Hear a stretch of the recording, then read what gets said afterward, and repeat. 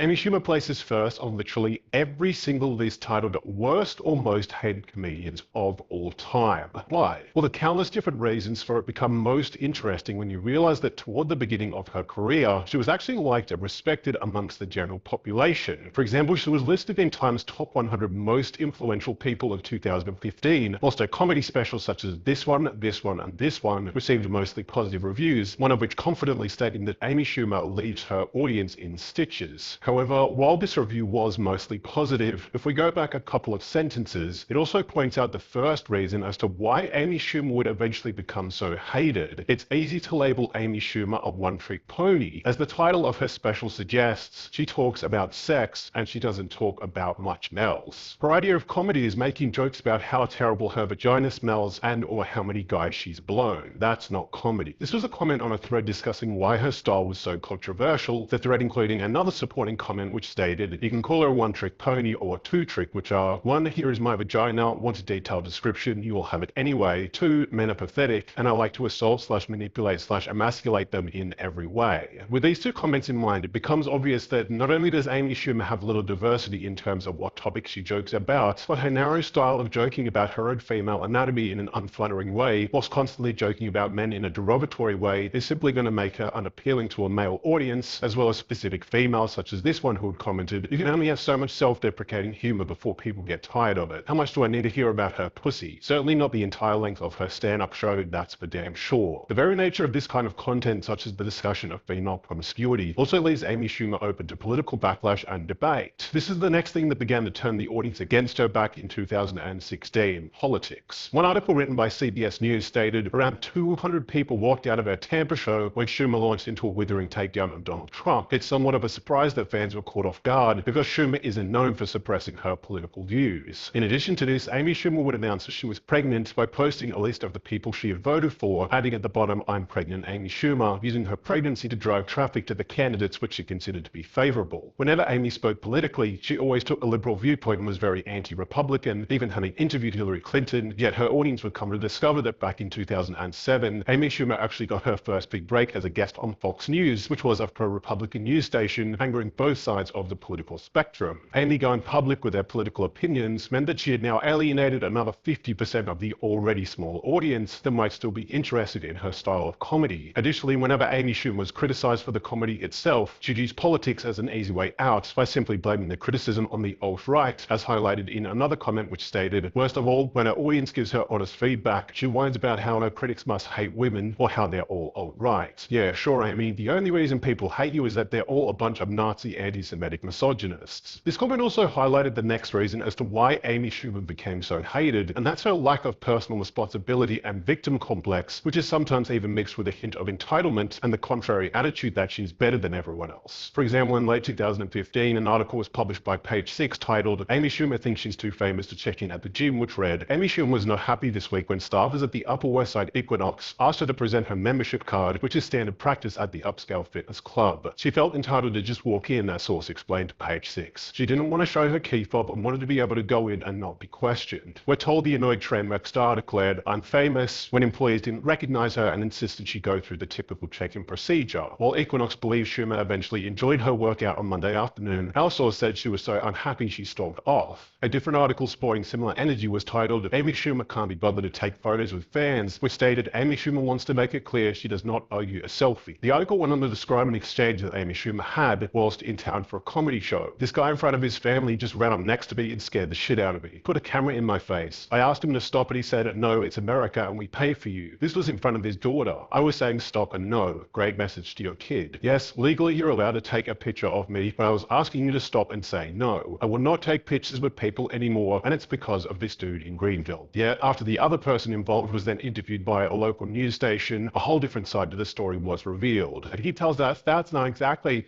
how it went according to him. I see her face and I'm like, all right, cool. So I hurry up and get on my Instagram and I'm like, there goes Amy, and then she just smooths it and she just gets mad, and that is Totally false with your money. So if Amy Schumer was too famous to check into her local gym or take photos with fans, she must have thought pretty highly of herself. If that's truly the case, then surely she'd be happy with an $11 million offer from Netflix for one of her comedy specials a year later in 2017, right? Well, no, not really. Amy Schumer claimed that the $11 million offer wasn't enough money for 60 minutes of comedy footage, citing it as unfair due to Chris Rock and Dave Chappelle receiving $20 million for their specials. Now, this argument would be perfectly fine assuming all three comedy specials were of similar quality, only they most certainly weren't. Amy's comedy special, the one that she was paid $11 million for, was so bad that IMDb users gave it a rating of 3.1 out of 10, whilst Netflix had to change their rating system entirely, which hit its 1.35 out of 5-star performance on their platform. The changes to the industry she's made is incredible, like how Netflix had to remove their rating system because her special was so terrible. The goods and the bads of this comedy special. We'll go ahead and start about what's good with it.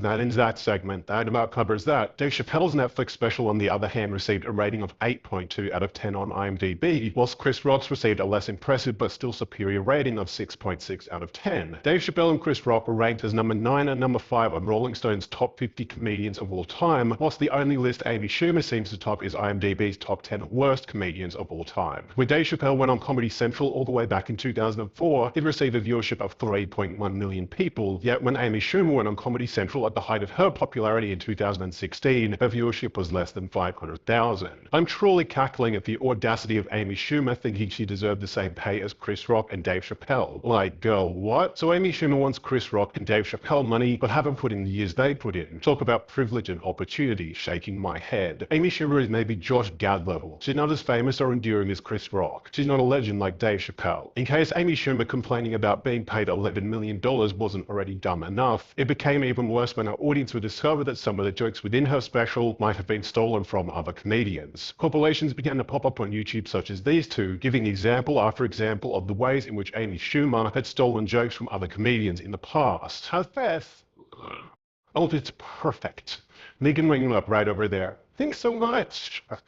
Okay, I'm Benji. If you need any other sizes, you please let me know, right? There you go. Hi. Hi, how you doing? Great. All right, did somebody help you with this? Yeah, she's right over. Oh, she's not there. Did someone help you today? Yeah, hmm, who is that? I don't see him. Oh, that's okay. What'd she look like? She's, dark hair. But she was wearing a blazer. Oh yeah, all the girls wear blazers. Do you know what he looks like? Yeah, he is wearing like a vest, like a plaid shirt. Like, I don't know what everyone who works here would today. If she had a favorite president, it would probably be Lincoln. Are there any other distinguishing features? I guess he probably voted for Obama.